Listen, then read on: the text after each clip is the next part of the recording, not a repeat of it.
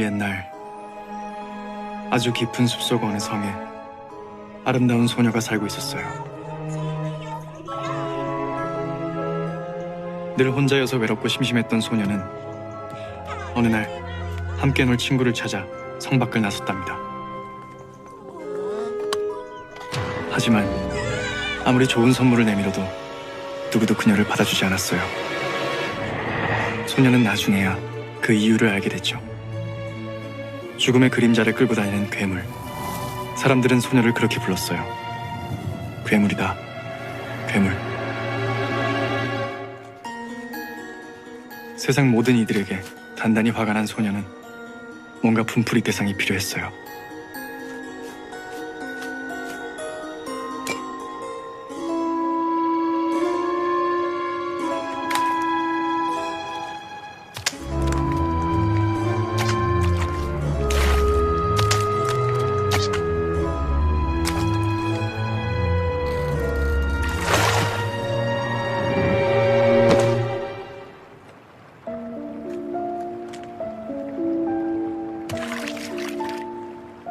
본의 아니게 소년을 죽음에서 건져올린 그날 이후 신기하게도 늘 그녀를 따라다니던 무시무시한 그림자가 사라졌어요.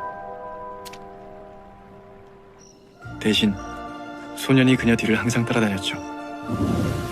밤이든 낮이든 산이든 들이든 소녀 뒤만 졸졸졸.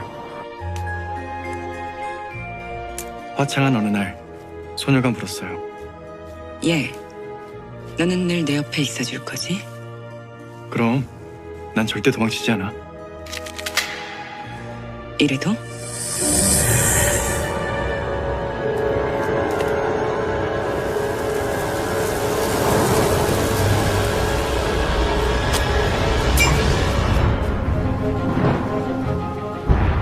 또 혼자가 된 소녀 곁으로 죽음의 그림자가 다시 찾아와 속삭였어요. 네 옆엔 아무도 있을 수 없어. 왜냐면 넌 괴물이거든. 그 사실을 절대 잊지 마. 알겠니? 네, 엄마.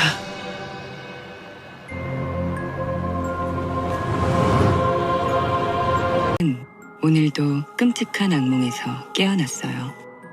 잊고 싶은 과거의 나쁜 기억들이 매일 밤마다 꿈속에 다시 나타나서 소년을 계속해서 괴롭혔죠.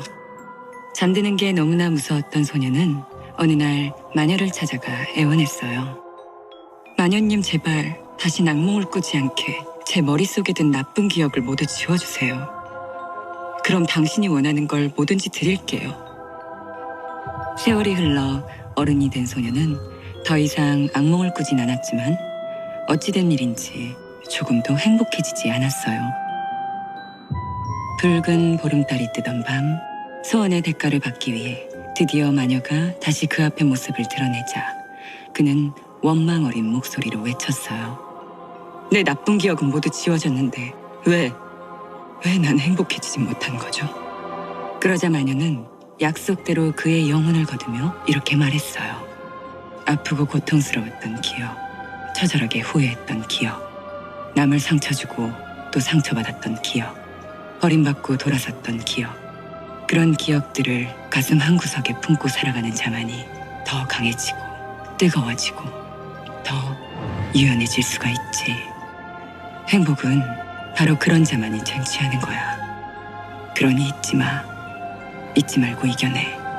이겨내지 못하면 너는 영혼이 자라지 않는 어린애일 뿐이야. 어느 작은 마을에 한 사내 아이가 태어났어. 피부는 창백하고 눈동자가 아주 큰 아이였지. 아이가 크면서 엄마는 자연스럽게 알게 됐어. 이 아이는 감정이 전혀 없고 그저 식욕만 있는 좀비였다는 걸. 그래서 엄마는 마을 사람들 눈을 피해 아이를 지하실에 가두고는 밤마다 남의 집 가축을 훔쳐서 먹이로 주며 몰래 키웠어. 하루는 닭을, 하루는 돼지를. 그렇게 여러 해가 지난 어느 날 마을에 역병이 돌아서 남은 가축들이 다 죽고 사람들도 많이 죽어. 그나마 산 사람들은 마을을 모두 떠나버렸지. 아들만 두고 떠날 수 없던 엄마는 결국 배고파 우는 아이에게 자신의 다리 한쪽을 잘라주고 다음엔 팔 한쪽을 잘라주고 그렇게 다 주고 결국엔 몸통만 남아서는 마지막으로 아이의 품속에 스스로 들어가 자기의 남은 몸을 맡기지. 몸통만 남은 엄마를 아이가 양팔로 꽉 끌어안으며 처음으로 한마디를 해. 엄마는 참 따뜻하구나.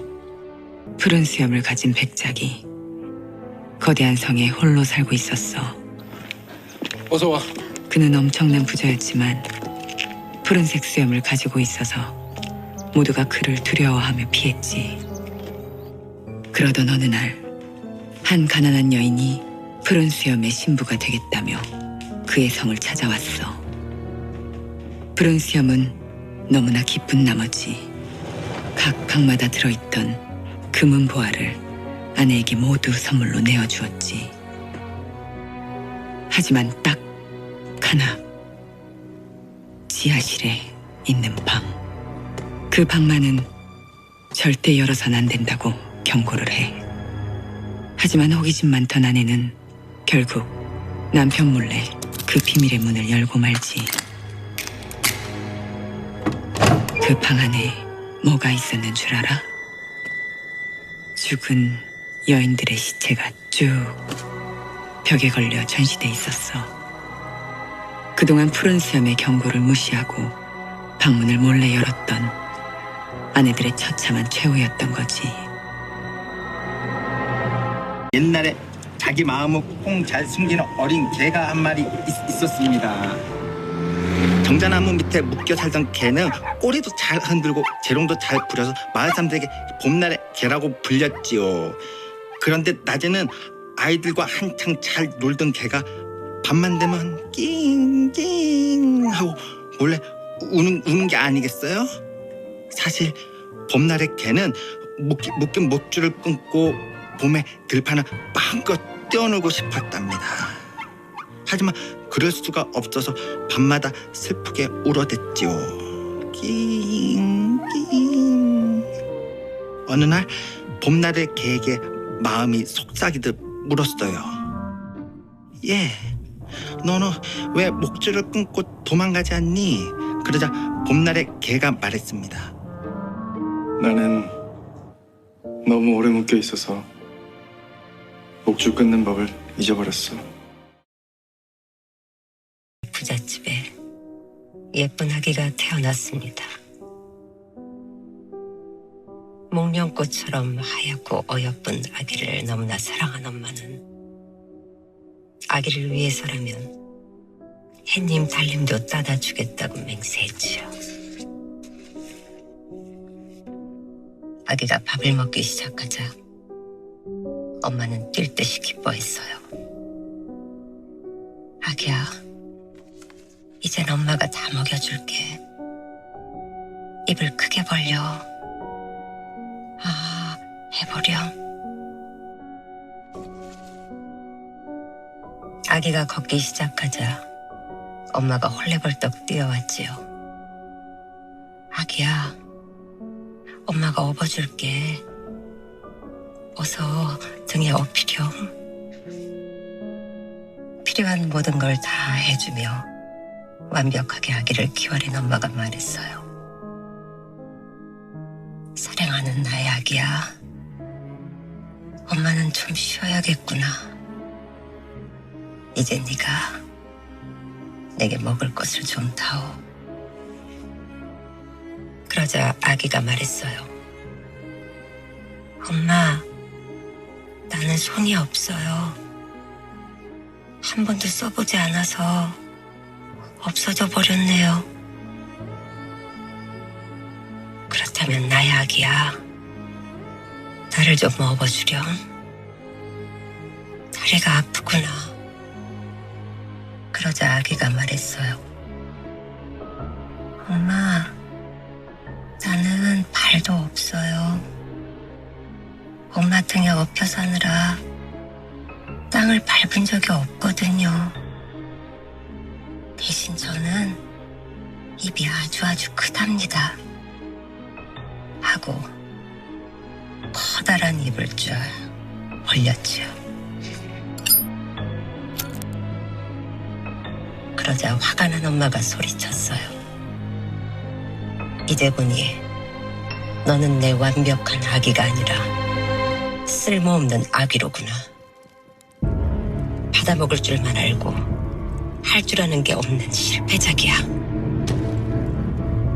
엄마는 아기를 먼 바다에 내던져 버렸지요. 그날 이후 거친 바닷바람이 부는 흉흉한 날이면 뱃사람들의 귀에 아기 우는 소리가 들리곤 한답니다.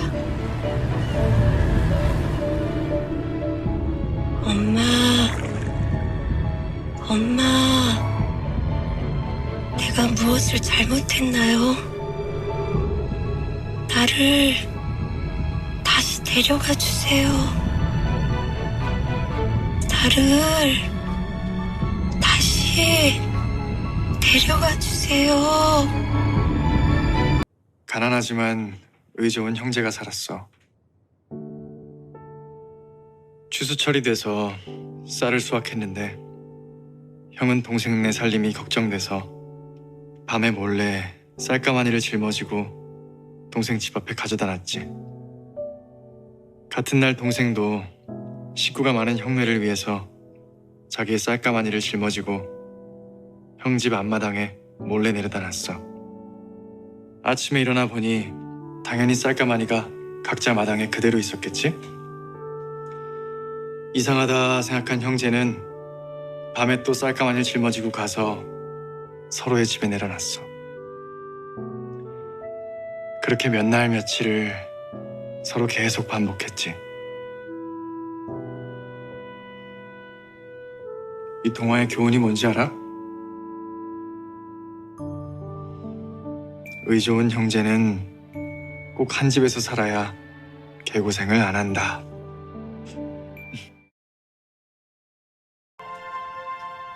옛날 깊은 숲속 어느 성에 그림자 마녀의 자신의 진짜 얼굴을 빼앗겨버린 세 사람이 함께 살고 있었어요. 박사 아저씨가 말했어요. 우리가 싸우지 않고 행복해지려면 빼앗긴 얼굴을 다시 찾아야 해. 얼굴을 찾기 위해 캠핑카를 타고 여행길에 오른 이들은 눈밭에 웅크려 앉아 엉엉 우는 엄마 여우를 만났어요. 가면 소년이 엄마 여우에게 물었어요. 아줌마는 왜 계속 울고 있어요? 먹이를 찾으러 나왔다가 등에 업고 있던 내 새끼를 그만 이 눈밭 속에 잃어버렸단다. 눈물샘마저 이미 말라버린 엄마 여우가 가슴을 치며 울어대자 가면 소년의 눈에서 뜨거운 눈물이 쏟아졌어요. 그러자 다시 빠르게 녹기 시작한 눈밭 속에서 꽁꽁 얼어있던 새끼여우가 모습을 드러냈답니다. 또다시 길을 떠난 세 사람은 가시꽃밭에서 옷을 벗고 춤을 추는 광대를 만났어요. 깡통공주가 물었어요. 너는 왜 가시에 찔려가며 열심히 춤을 추고 있니? 이렇게 해야 사람들이 나를 봐줄 것 같아서. 근데 아프기만 하고 아무도 봐주지 않아. 그러자 깡통공주는 가시꽃밭으로 들어가 광대와 함께 춤을 추기 시작했어요. 나는 깡통이라 가시에 찔러도 상처가 나지 않아. 깡통공주가 팔짝팔짝 뛰어오르며 춤을 추자 텅 빈 몸통 안에서 딸그락 요란한 소리가 울렸지요. 그 소리를 듣고 사람들이 몰려와서 이들의 춤을 구경하며 박수를 쳐주었답니다. 빼앗긴 얼굴을 되찾기 위해 또 다른 길을 떠난 이들 앞에 사악한 그림자 마녀가 다시 나타났어요. 그녀는 엄마 여우 대신 눈물을 흘려준 가면소년과 광대와 함께 춤을 춰준 깡통공주를 납치해 가버렸죠. 이제 너희 둘은 절대 행복한 얼굴을 찾을 수 없을 거야. 저주를 한 후 깊고 깜깜한 두더지 굴 속에 가둬버렸답니다. 며칠 후 박스 아저씨가 그 두더지 굴을 찾아냈지만 굴의 입구가 너무 좁아서 도저히 굴 안으로 들어갈 수가 없었어요. 어떡하지?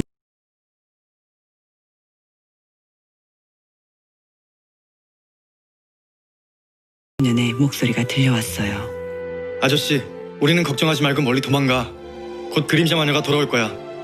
하지만 박스 아저씨는 용기를 내어 쓰고 있던 박스를 벗어던지고 굴 속으로 들어가 가면소년과 깡통공주를 구해냈답니다. 화난 굴 밖으로 나온 두 사람은 박스를 벗어버린 아저씨의 엉망이 된 얼굴을 보고 깔깔대며 웃었어요. 깔깔깔깔, 깔깔깔깔. 배를 잡고 미친 듯이 웃던 가면소년의 가면이 툭 하고 떨어졌어요. 깡통 소녀를 두른 깡통도 깡 하고 굴러떨어졌죠. 웃다가 진짜 얼굴이 튀어나온 두 사람을 보고 박스가 벗겨진 아저씨가 말했어요.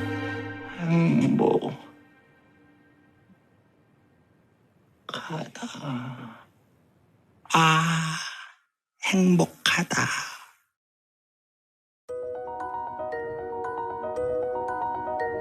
There was once upon a time, and all 결국 그림자 마녀가 훔쳐간 건 이들 세 사람의 진짜 얼굴이 아니라 바로 행복을 찾으려는 용기였답니다.